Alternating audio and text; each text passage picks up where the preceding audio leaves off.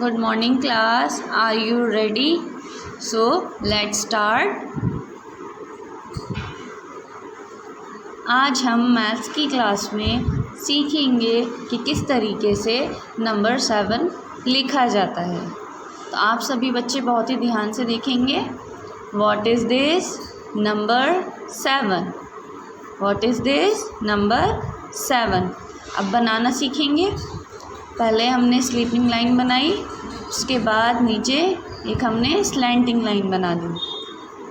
फिर से देखेंगे, फिर से ट्राई करेंगे।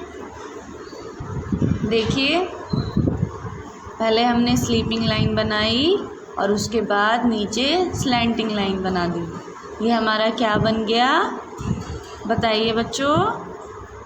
Yes, 7. Number 7. What is this? 7. ये क्या है? रेनबो। रेनबो में कितने कलर्स होते हैं? 7. कितने? 7. अब आउल्स बने हुए हैं, इनको काउंट करिए।